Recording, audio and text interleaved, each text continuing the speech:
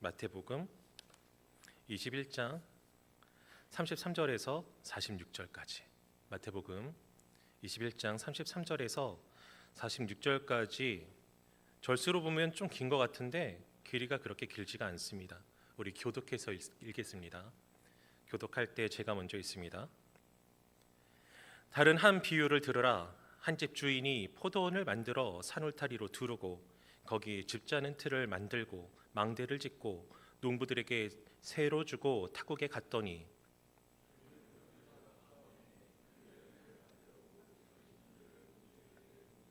농부들이 종들을 잡아 하나는 심히 때리고 하나는 죽이고 하나는 돌로 쳤거늘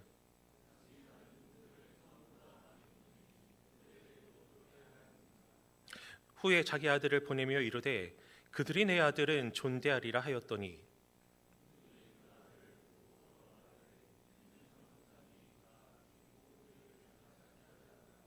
이에 잡아 포도원 밖에 내쫓아 죽였느니라.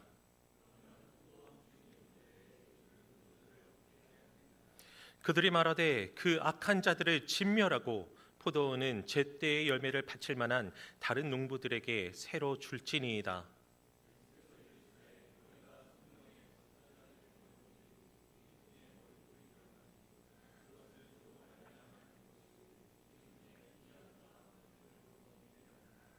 그러므로 내가 너희에게 이르노니 하나님의 나라를 너희는 빼앗기고 그 나라의 열매 맺는 백성이 받으리라.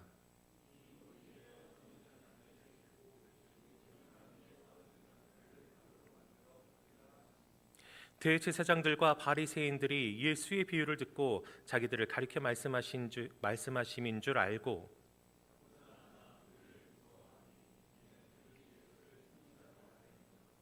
아멘. 길었는데 잘 읽어줘서 고맙습니다. 잘 지냈나요? 그래, 이 대답 소리만으로는 잘 지내는지 도무지 모르겠지만 여러분들 멀끔한 이 얼굴들을 보니까 잘 지낸 것 같아요. 그리고 오늘따라 뭔가 좀 황홀한 느낌이다, 그치? 느낌이 그냥 그런 건가? 왠지 그 연휴 때문에 어디 갔나 막 이런 생각이 들기도 하는데 그래도 여러분들 이렇게 볼 수 있게 돼서 정말 반갑습니다. 비가 오나요? 밖에 비가 오나요? 안 오나요? 오늘 오후에 온다고 했는데, 그렇죠? 비가 오면 어떤 현상이 일어나나요? 물방울이 떨어지지, 그렇죠? 그럼 땅이 어떻게 돼요? 땅이 어떻게 됩니까? 젖죠, 그렇죠? 젖으면 그 땅 속에 어떤 씨앗이나 열매가 안에 사그라들어 이렇게 묻혀 있으면 어떻게 됩니까? 비를 맞고 싹을 틔우고 그 싹이 자라면 줄기가 나고 줄기가 나면 잎도 나고 그렇죠? 잎이 나고 열매 맺고 또 다른 열매를 맺겠지, 그렇지? 우리는 이렇게 예측하고 이해할 수 있는 그런 세상을 살아갑니다. 전문적인 용어로 말하자면 우리는 일반 은총이 주어진 이 세상 속에서 이제 특별한 은혜를 받으면서 살아가고 있는 자들인데 이건 뭐 기회가 있으면 더 이야기를 하도록 하고 이렇게 이해할 수 있는 그런 상황들은 우리가 이제 이해를 하면서 살아가는데 이해할 수 없는 일들도 굉장히 우리의 삶 속엔 많이 있다. 대표적으로 이해할 수 없는 것 우리가 놀랍다고 고백하는 것이 뭐죠? 예수님의 십자가의 은혜. 그 바울이 로마서에서 써서 고백해 주기로는 하나님이 예수님 우리 찾아오신 게 얼마나 놀라운 일이냐면은 우리가 아직 예수님 모르고 하나님의 원수였을 때 우리가 죄인이었을 때 먼저 찾아오셨다. 우리가 개가천선에서 성경을 읽어보니까 내가 죄인인 것 같아 해서 나의 의지로 내가 예수님 한번 믿어보려니까 진짜인지 아닌지 한번 알려주세요. 이렇게 온 사람이 있어요? 마음속에 성경이 믿어지고 그리고 뜻하지 않게 교회당으로 발걸음하게 하도록 하신 이가 하나님이시다. 그런데 왜 날 사랑하나? 그 왜에 대한 부분은 우리가 알지 못하고 이해할 수 없는 은혜를 받은 사람들이 우리들입니다. 근데 여러 가지로 복음은 굉장히 이해의 영역이 아니고 은혜의 영역이며 믿음의 영역인 걸 쉽게 발견할 수 있어요. 그런데 말이죠. 오늘 읽었던 이 본문이 왜 주어졌는지 여러분들은 아마 알 거예요. 여기에서 예수님이 성전에서 말씀 전하실 때 그 당시 대제사장들과 장로들 혹은 증교 지도자들이 예수님께 찾아와서 그랬잖아. 너 뭔데 여기서 설교해? 무슨 권위로 여기서 말씀 전하는 거야? 라고 하였을 때 예수님이 내가 하나님의 권위로 한다 이러지 않으시고, 자 그러면은 세례자 요한은 무슨 권위로 세례를 줬느냐? 이렇게 말씀하시면서 예수님 곤란하게 하려고 했던 그 질문에 곤란하도록 다시 답변을 유도하셨죠. 그때 이제 제사장들과 서기관들이, 그 장로들이, 지도자들이 얘기하기를, 사람들이 세례자 요한 다 좋아하는데, 그 순교한 세례자 요한 다 좋아하는데, 만약에 사람들이 믿고 있는 것처럼 세례자 요한의 권위는 하늘로부터 왔다, 그러니까 하나님이 주셨다라고 하면은 너네는 왜 세례자 요한을 안 믿냐? 세례자 요한이 나는 그의 신발끈도 매지 못할 분이다 라고 고백한 게 예수님이셨잖아, 나고. 그러니까 너희들이 세례자 요한의 권위가 하나님으로부터 왔다고 인정한다면 그 세례자 요한이 인정한 나도 인정해야 되는데 무슨 권위 타령을 하고 있냐? 이렇게 대답이 돼야 되니까 말을 못하고, 그렇다고 세례자 요한이 그냥 지가 한 거예요, 사람의 권위로 했습니다라고 대답한다면 사람들한테 돌 맞아 죽을 것 같고, 그러니까 뭐라고 했어? 나 대답 안 할 건데? 이렇게 답을 하니까 예수님도 나도 대답 안 할 거야 라고 이렇게 말씀을 하신 그 맥락 속에 서 있죠. 그 맥락 속에 있다가 이제 그 다음에 뭐라고 말씀하셨냐면, 얘들아 이제 첫째랑 둘째가 있는데 그 경작하는 아버지가, 포도원하는 아버지가 그 큰아들한테, 둘째한테 가다가 얘 가서 포도원 이렇게 일 좀 하고 와라 했더니 싫어요, 아빠는 맨날 나한테 시키고 말이야, 나 롤 해야 되는데 말이야, 맨날 시켜, 안 할 거예요 하고 있고, 다른 하나들은 야 그러면은 첫째야 너가 좀 해라 그랬더니 예 아버지 알겠습니다 그랬는데 첫째가 갔어 안 갔어? 안 갔어. 둘째가 가만히 있다가 지난주에 얘기했듯이 롤 승급전이긴 한데 뭐 안 봐도 난 브론즈 같은데, 이런 것 때문에 우리 아버지 말을 어기고서 안 가느니 아빠가 얼마나 힘들면 나를 시켰을까, 내가 가서 일해야 되겠다 라고 했을 때 누가 아버지의 말을 들은 자냐? 그때 그 지도자들이 둘째 아들이죠, 나중에 간 사람이죠 이러면서 이게 우리들을 향해서 이제 하시는 험담 내지는 그 저격의 말씀이라는 걸 깨닫고서 예수님이 이제 저거 언제 죽일까 이런 생각을 계속 하고 있던 와중에 포도원 2탄의 말씀을 오늘 하시는 거지. 이 포도원 2탄의 말씀. 2탄의 말씀은 뭐예요? 이 2탄의 말씀은 전혀 하나도 이해가 되지 않는 말씀입니다. 두 가지 측면이 이해가 안 돼. 우리 내용을 읽었으니까. 어떤 내용이었죠? 한 농장주가 있어. 굉장히 부럽죠. 요즘 시대에 부동산을 가지고 있다는 것 자체가 굉장히 부러운데 그 아들은 금수저겠죠, 그렇죠? 뭐 여튼 이제 먼 곳으로 가야 돼. 타국으로 가야 돼. 그러니까 이 농장을 도저히 돌볼래야 돌볼 수가 없는 상황 속에서 이제 나름대로 농부들을 선정을 해서, 농장이 굉장히 컸겠지. 농부들을 선정해서 너희들이 이렇게 했다가 일정량의 열매를 거두면은 포도주 틀도 있는 거 보니까 포도주도 만들고 해서 세로 줬다고 표현하고 있어. 세로 줬다는 건 무엇을 의미하냐면은 그 사람이 소작농이라는 말이지. 그 포도원에서 일을 하다가 소출이 있어. 소출이 있으면은 주인과 이제 이야기를 한 끝에 몇 대 몇으로, 예전에 우리나라 소작농들이 참고로 말하면은 몇 대 몇으로 자기가 가져갔을까? 9대 1로 가져갔어. 9대 1로. 주인이 9, 그 일한 소작농은 1로 가져갔어. 그러니까 너무 힘들었지. 그래서 그런 상황이 있었는데 그런 식으로 비율을 정해서 일한 것을 주인의 것으로 정해두고 자기 것은 그 소출의 일부를 자기 것으로 해서 그렇게 그런 수익 시스템이 있었는데, 아마도 이런 정도 지경이면은 그냥 다 자기가 인마이 포켓했던 것 같아. 농부들이 여기서 뭐 말씀하고 있진 않으니까 상상의 영역이지만, 근데 이렇게 상상해 볼 수 있는 게 뭐냐면은 그 맡기고 주인이 갔는데 이제 뭔가 나올 때가 됐어. 그 소출을 거둘 때가 됐어. 즉 추수할 때쯤 돼가지고 보내서 여러분 잘하고 있습니까? 수고가 많습니다. 이번에 우리 주인 몫으로 얼마를 내놔야 되는데 잘 되고 있나요? 그거 좀 잘 내세요. 격려하고 내지는 점검하고자 하는 차원으로 이제 종들을 보냈어. 잘하고 있는가? 맡긴 대로 잘하고 있는가? 그랬더니 이제 이 사람들을 어떻게 했어? 욕하고 때리고 죽였어. 어떻게 했다고? 욕하고 때리고 죽였어. 왜? 주인이 주인의 것을 요구했다고. 이해가 돼요, 안 돼요? 나는 하나도 이해가 안 돼. 아니 원래 그러기로 한 거잖아. 세를 줬다고 분명히 써져 있어. 세를 줬다는 것은 어떤 구두나 아니면은 문서상으로 되게 문서의 가능성이 크지. 그 큰 수출이 기대되는 농장이니까. 그러니까 욕심 가졌을 거 아니야. 분명히 계약을 한 상황인데 그 계약에 대해서 정당한, 그리고 심지어는 그 포도밭이 자기 거야, 주인 거야. 정당한 권리를 행사하려고 갔는데 이거 뭐 쫓아내고 때려 죽이고 난리가 났으니 이게 말이 되는가? 그럼 이 농부들이 이해가 되지 않는 이 행동을 어떻게 할 수 있었어요? 일단 주인에 대해서 인정을 안 한 거지. 주인에 대해서. 주인이 처음에 왔을 때 포도원을 줄 때는 뭐라고 했을까? 어휴, 저희한테 이런 포도원을 주시니 감사합니다. 여러분, 농부 여러분 일 잘 할 수 있겠어요? 아유, 그럼요. 여부가 있겠습니까? 열심히 해야겠죠. 자, 그럼 계약은 여러분들이 열심히 일하니까 5대 5입니다. 여러분들 5로 나눠 갖고 제가 5를 가질게요. 그렇게 많이 주신다고요? 감사합니다. 저 옆에 있는 그 누구는 땡땡이는 얼마 받지도 20분의 1만 받는다는데 그렇게 해자롭게 저희에게 주신다니 정말 감사합니다. 최선을 다하겠습니다.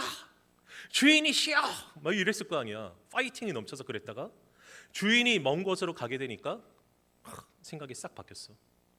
싹 바뀌어서 이 농장은 주인이 우리에게 은혜로 맡긴 것이나 혹은 이 주인이 마땅히 이 소출을 가져갈 것으로 인정하지 않고, 즉 주인의 권위를 인정하지 않고 멀리 갔다 이거지. 그럼 뭐 내가 다 쓰는지 안 쓰는지 알게 뭐야. 이 농장만 잘 유지하고 열매 잘 나오면은 내가 다 갔지 뭐. 주인이 먼 데 가서 올지 안 올지도 모르는 상황이라며. 그럼 내 마음대로 잘 쓰면 되겠다 하는데 여기에 농부야, 농부들이야. 농부들이지. 끼리끼리 모여서 나 그렇게 하고 싶은데 너는 어때? 너도? 나도? 우리 모두? 그래. 우리 이렇게 마음을 먹었으니 내가 혼자서 주인을 대적하고 적대하면은 내가 뭐 어떻게 해야 될지 알지 못하는 상황인데 우리가 힘을 합치면 뭐든지 할 수 있어. 담합돼가지고 우리가 이 농장을 공동 운영 한번 해보자. 주인이 한 게 뭐냐? 주인은 그냥 여기 땅만 사는지 솔직히 이 포도가 저절로 자라? 심으면 물도 줘야 되지, 거름도 줘야 되지, 가지도 쳐야 되지. 그리고 여러분 포도원 가봤어요? 저는 가봤어요. 우리 처할머님, 할아버님이 포도원을 하셔. 해서 이제 결혼하기 전에 잘 보이려고 포도원에서 일하다가 죽을 뻔했어요. 이 높지도 않고 낮지도 않은 그 나무 밑에서 봉지를 이제 그 포도 하나를 씌우는 일이거든. 근데 한번 생각해 보아. 팔을 계속 이렇게 들고 있는 거야. 계속 들고서 이렇게 해야 되니까 어디 걷지도 못하고. 이 자세로 벌만 서도 힘들잖아. 벌만 서도 힘든데 이거를 묶고 조이고 가져다 들여다 뭐 했다가 막 해야 돼. 내가 이렇게 힘들게 일하는데 그동안 주인이 한 게 뭐야? 근데 달라고 부들부들 하는 거지. 그래서 어디 불경하게 주인 따위가 여기 소장농들이 열심히 일하고 있는데 와가지고 행패야 한 이런 상황이 되는 거죠. 주인에 대한 인정을 안 했을 뿐만 아니라 이 농장이 자기 것이라고 생각했어. 이 농장을 자기 것이라고 하기로 작정했다, 결정했다 그거죠. 그 사람들이 그런 상황이니까 주인은 반기지 않을 사람일 뿐만 아니라 오히려 주인이 강도나 도둑처럼 여겨지는 거지. 주인 뭐 하는 것도 없이 나한테 요구만 하네. 근데 그들이 그렇게 풍요롭게 많은 것을 거두고 일할 수 있는 이유는 뭐예요? 주인이 그 농장을 맡겨줬기 때문에. 지나가던 행인 A에 지나지 않을 수도 있던 그 농부들을 주인이 채용해 줬기 때문에 그 농장에서 먹고 자고 일하고 부유해질 수 있는 모든 은혜를 주인에게 받은 것인데 그 주인을 인정하지 않고 그 은혜가 원래 태초에 자기 것인 것으로 여겼을 때 이런 이해할 수 없는 행동을 하게 되었습니다. 그러니까 이해할 수 없는 생각 때문에 이해할 수 없는 행동도 한 거죠. 근데 여기 주인도 좀 이해하기 어려운 사람이야. 그래 이제 쫓겨났어. 종도 죽였어. 그럼 어떻게? 여러분 같으면 어떻게 하겠어요? 112에 신고하지 않겠어요? 아니면 당장에 뭐? 야, 다 모아. 걔네들 다 해봐야 10명에 지나지 않으니까 야, 한 사람들 사가지고 용병 사가지고 한 50명이 가서 쓸어버리자. 이것들 가만두지 않겠어. 이게 일반적인 상식적인 반응이라고 생각이 되는데 여기 주인도 이해가 안 돼. 내가 보기에는 뭐라고 해? 뭐라고 하냐면은 이제 열매 거둘 때가 다 되어서 보냈는데 이런 일을 겪게 되니까 37절에 한번 봅시다. 37절. 이미 36절에 종들을 보내고 또 다른 종들도 보냈어. 근데 37절에 뭐라고 하고 있냐면은 후에 자기 아들을 보내며 이르되 그들이 내 아들은 존대하리라 하였더니 무슨 말이에요? 종들 보냈어. 종들을 보내고 그 종들을 그렇게 한 다음에 그 다음에 또 다른 종들을 더 많이 또 보냈어. 근데 또 쫓겨났어. 그랬으면 그 분노 때문에라도 당장에 어떻게 해야 될 것 같은데 이번에는 굉장히 참으면서 기회를 주는 거지. 사실은 주인이 뭐가 아쉽겠어. 그 정도의 재력을 가지고 있는 사람이 힘이 없어서 그 다른 그 농부들을 가만히 둔 것일까? 그 농부들에게 기회를 준 거잖아요. 다시금 일할 수 있는 기회. 만약에 그들이 그런 폐악질을 벌이면은 쫓겨내고 그리고 사람의 생명을 취했으니 죽여도 뭐라 할 사람이 없어. 그런 상황인데 종들을 보내고 또 보내고 이번에 아들을 보내. 마지막 기회인 거죠. 자, 그래도 이들이 내 아들을 보면 좀 존대하지 않을까? 그 말에 숨겨진 의미는 뭡니까? 가로 열고 그들이 내 아들을 받으면 받아주리라. 가로 닫고 마지막 기회, 마지막 은혜, 마지막 찬스를 이들에게 주님께서 제공하신 거죠. 주인이 제공하셨죠. 제공하니까 어떻게 해? 그 농부들이 야 이거는 그 아들 아니냐? 잘됐다. 저 아들 하나밖에 없다던데 저거 내가 죽이면은 주인이 아들도 잃고 상속자도 없는데 이 포도원에 계속 유지하려는 그런 마음이 있을까? 아들 죽은 재수 없는 포도원에 오고 싶을까? 한 명밖에 없는 아들인데 죽여버리자. 그럼 우리가 이 포도원을 꿀꺽할 수 있을 거야. 이 사람들도 바보가 아닌 다음이야 정식 상속하리라는 그런 기대가 있어서 이런 건 아닐 거야. 그런데 주인 하는 거 보니까 호구 같거든. 직접 와서 뭘 보내는 게 아니고 계속 종들을 보내는데 종들이 젠틀해. 그리고 얘네들 이 정도야? 주인의 반응이 이 정도야? 우리가 다 이길 수 있어.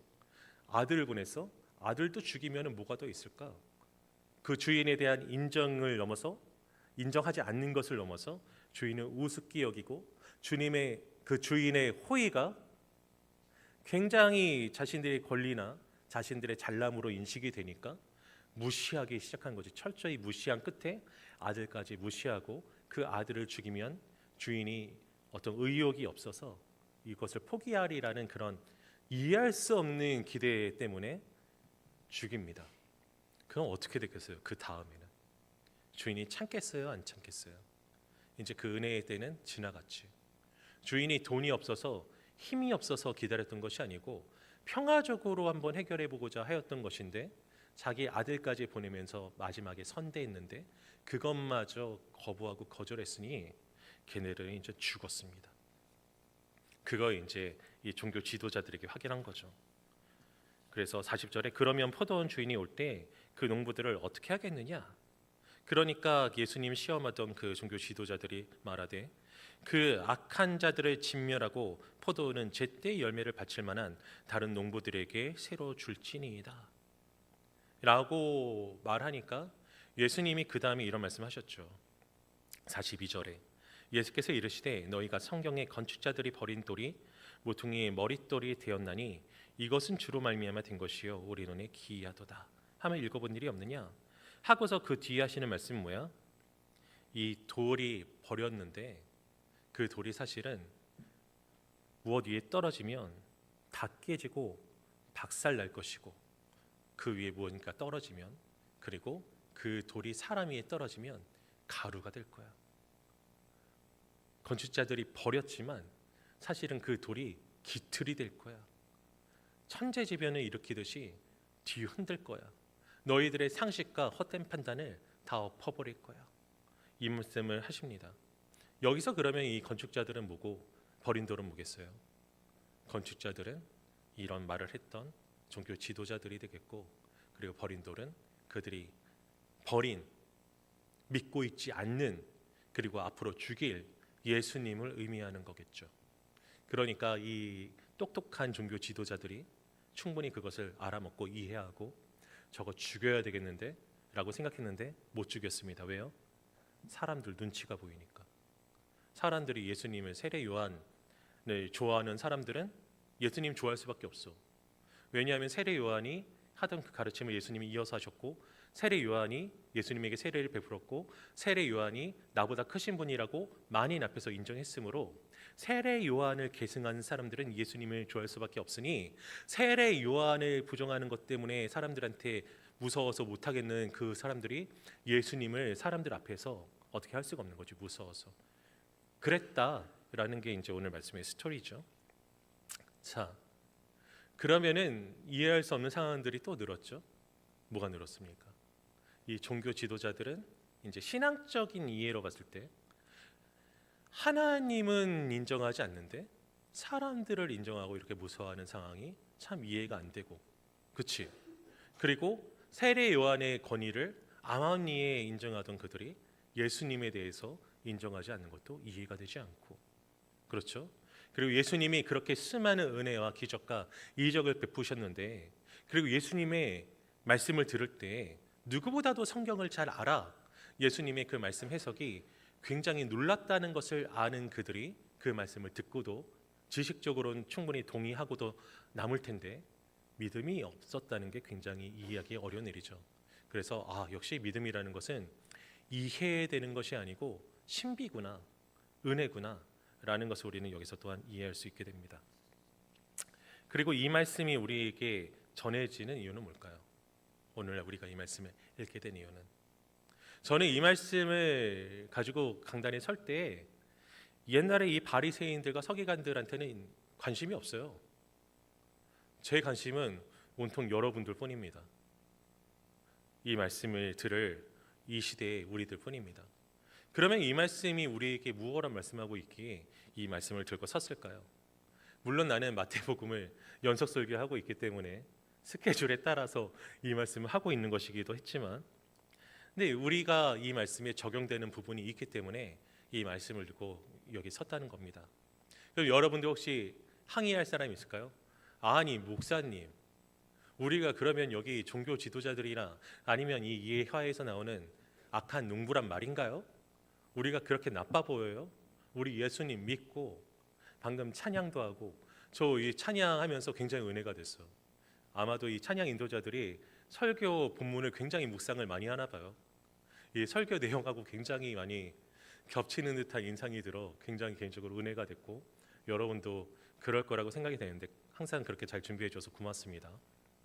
근데 우리가 그렇게 나쁜가요? 찬양도 하고 기도도 하고 오늘 모여서 이렇게 예배하는 우리는 기본적으로 그리스도인들이고, 그리고 하나님 앞에 자발적 충성과 헌신으로 날도 안 좋은데 나와가지고 이렇게 예배하고 있는데, 우리가 어떻게 이 약한 종두라고 오버랩 된다고 이런 말씀을 우리에게 전하는 겁니까? 이 반면교사 삼으라는 말인 건가요? 혹시 그러면? 네, 여러분, 결론부터 말하자면 우리가 이 약한 농부들입니다. 왜일까요? 왜일까요? 여러분, 우리는 소작농들입니다. 우리는 농부들입니다. 인생이라는 포도원을 경작하라고 새로 받은 농부들이에요. 그 주인은 누구죠? 하나님이시죠. 여러분 인생의 주인은 누구입니까? 세상 사람들은 이야기하죠. 내 인생의 주인은 나. 그렇죠?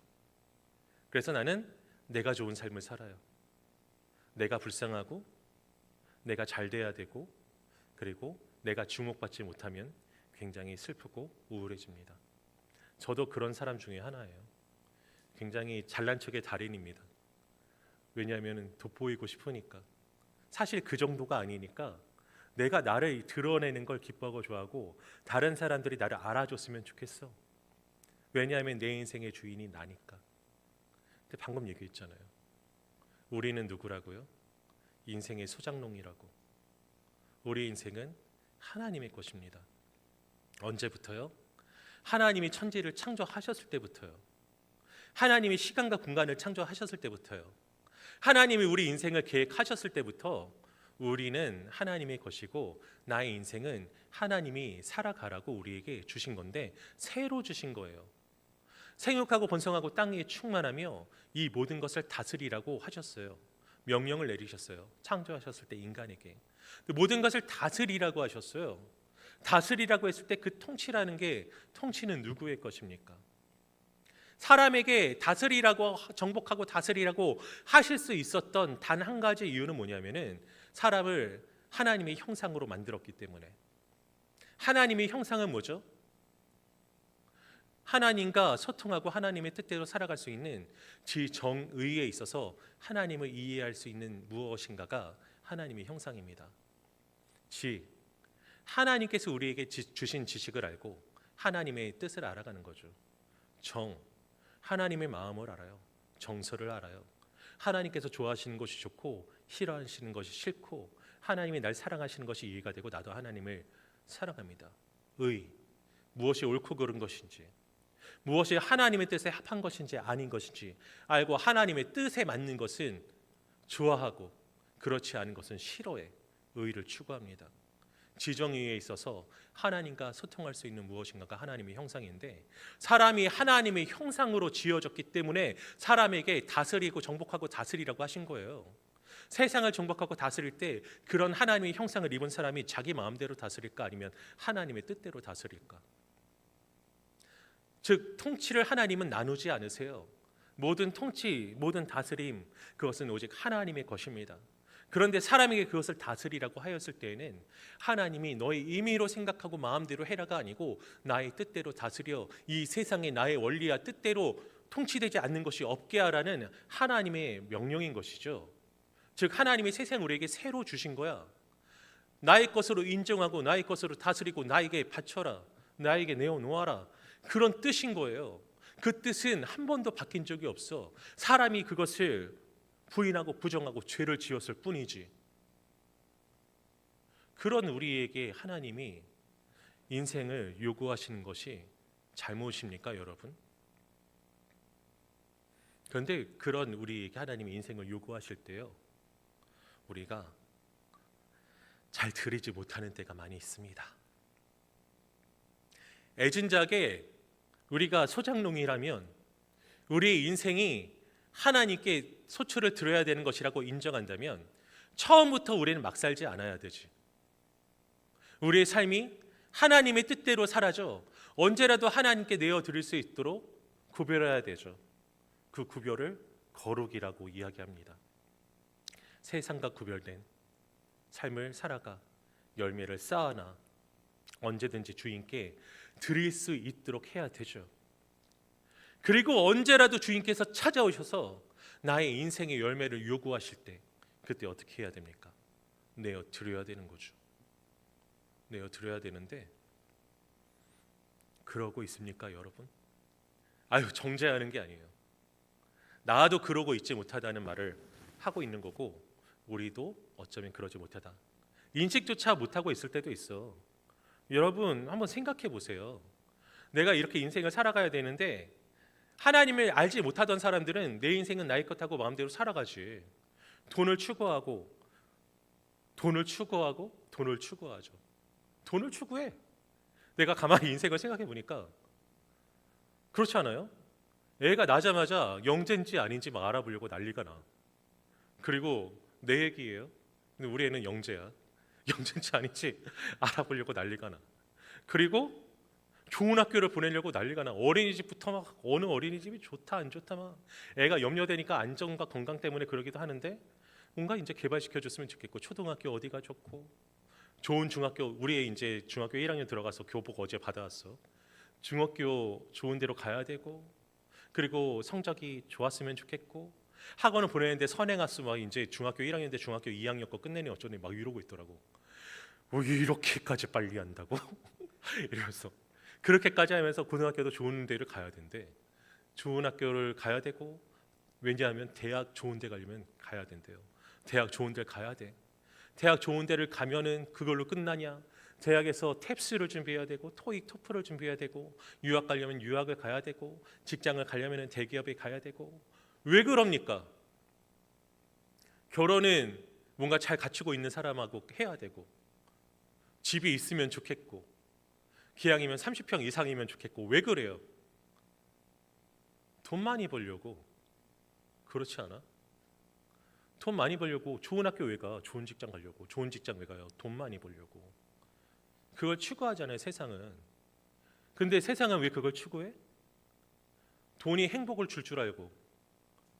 너무 자주 얘기해서 심지어 지난주 수요일에도 설교할 때 얘기했네. 지난주 수요일 설교 나였죠. 설교할 때도 얘기했는데 뭐라고 했냐면 너무 많이 얘기해서 미안해요. 세상에서 돈으로 행복을 살 수 없다고 하는 사람들은 뭐라고 얘기해? 그건 돈이 충분히 많지 않기 때문이다. 돈이 충분히 많으면 행복할 수 있다. 이렇게 얘기하고 다들 그러면 맞지. 돈 많이 벌어야 되겠다. 돈이 하나님보다 위에 있어. 돈이 전능해. 돈이 나에게 모든 것을 해줄 수 있을 것 같아. 행복까지도. 그래서 어떤 기독교인들은 심지어 하나님께 기도할 때도 바라는 게 하나님 돈 많이 벌게 해주세요. 하나님이 다이렉트로 나에게 뭔가를 해주시리라는 기대가 없어. 하나님 돈 많이 벌게 해주세요. 돈은 도구인데 목적이 될 수가 없는데 나의 삶이 너무 고단하고 힘든 나머지 이 고단하고 힘든 삶을 끝장내줄 수 있는 게 돈인 것 같아서 돈을 구하는데 하나님께도 돈을 구해. 하나님을 인정합니까? 인정하지 않습니까? 하나님 인정하죠. 근데 돈보다 인정하지 않아요. 나의 삶의 목적과 이유가 되셔야 되는 하나님이 도구로 밀려나고 도구에 지나지 않는 것이 목적과 이유가 되며 돈이 나의 창조주요, 아버지요, 나의 삶의 설계자요, 나에게 행복을 주는 그런 존재가 되어 버립니다. 그러면 어떻게 돼요? 하나님이 나에게 예배를 요구하셔. 주일에 예배 드리러 가야 돼. 그럼 얘기하죠. 하나님, 이 모르세요? 지금 대목 때인데 오늘 하루 이렇게 영업 안 하면 그 손해가 막심한데요, 하나님. 좀 눈치 좀 챙기세요. 미안한데요. 오늘만 제가 일하고요. 다음부터 이런 일 없게 할게요. 하나님도 그게 좋으시죠? 제가 돈 많이 벌어서 11조 많이 하는 게 좋으시죠? 오늘은 일합니다. 하나님, 오늘 특강 있어요. 학원 수업 빠지면 진도 쫓아가기 어려운 거 아시죠? 하나님, 저희 학원비 얼만데요? 엄청 비싸게 내는 거 하나님도 아시잖아요. 오늘만 좀 이해해 주세요. 하나님이 예배를 요구하시는데도 안 드려. 인생이 하나님 거라며 심지어 주일이야. 주일, 주의 날. 주의 날을 주님께서 주의 것으로 요구하시는데 안 드려. 주인은 인정합니까? 인정하지 않습니까?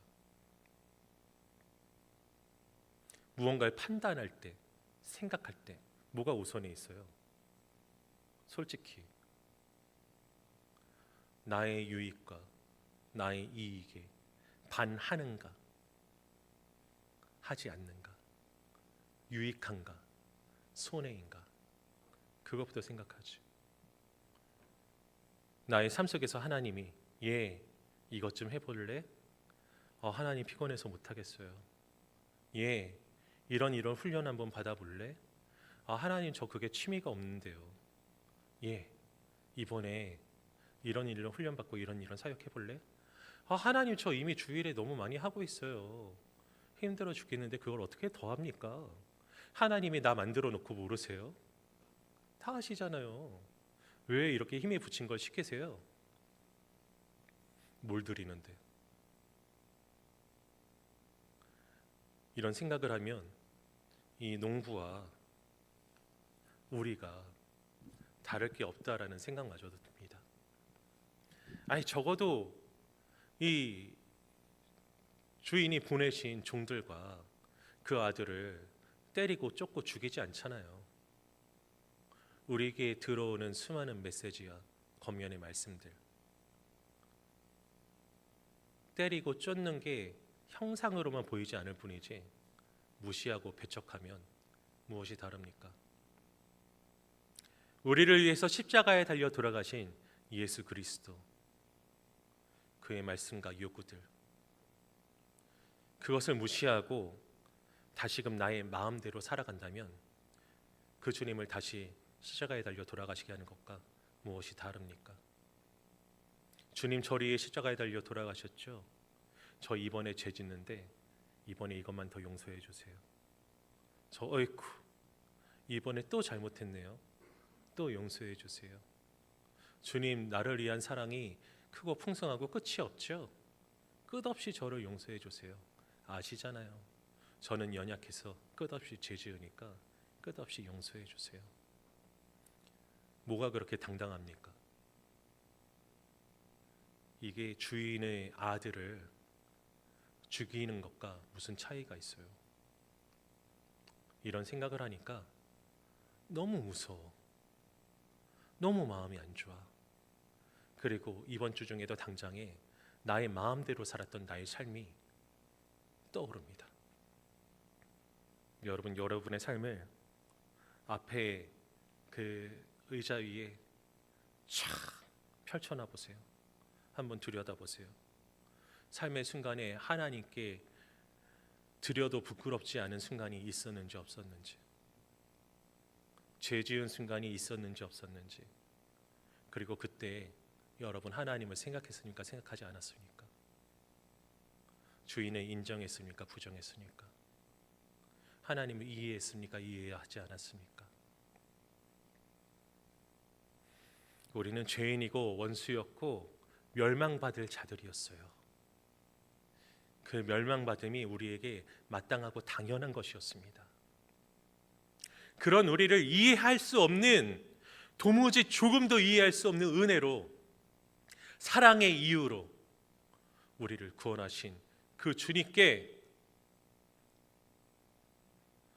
우리는 최소한 그 은혜를 이해했다면 이해되는 반응으로 올려드려야 되는데, 여전히 이해할 수 없는 나의 삶, 제3자가 본다면 예수님이 재건이를 위해, 재건이는 나죠, 재건이를 위해 생명까지 주셨는데 재건이 왜 저렇게 살아가지? 라고 하는 말을 들을 만한 삶을 살아가고 있지는 않은지를 우리는 생각해 보아야 합니다. 이게 제 이름을 든 명백하고 확실한 이유가 있어요. 바로 이 말을 하고 있는 내가 잘 못 살아가고 있기 때문에입니다. 그래서 이 말씀을 준비하면서요, 그리고 아까 찬양하면서도 굉장히 많은 은혜를 받고, 그리고 마음을 새롭게 하며 회개의 기도, 간구의 기도를 했습니다. 주님, 제가 주인을 무시했습니다. 제가 주인의 뜻을 알려고 하지 않았습니다.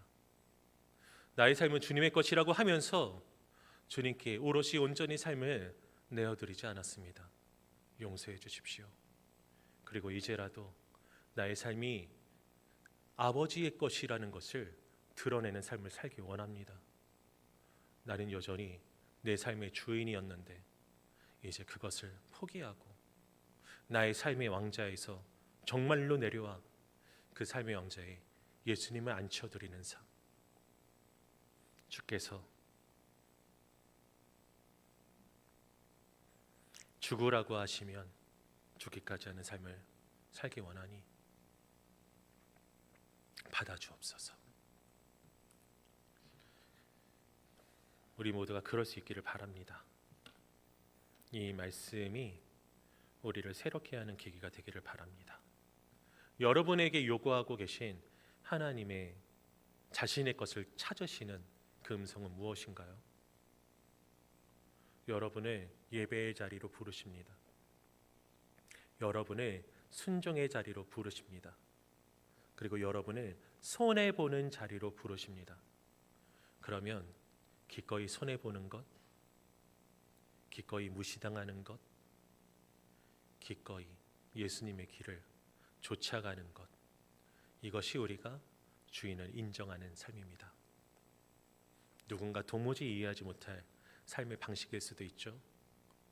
손해보고 고통받고 안 그래도 되는 헌신을 하는 것, 그러나 누구보다 이해할 수 있는 은혜의 방식이라는 것을 우리에게 보여주셨으니 우리는 그 은혜를 힘입어서 주의 뜻대로 살아가야 되겠습니다.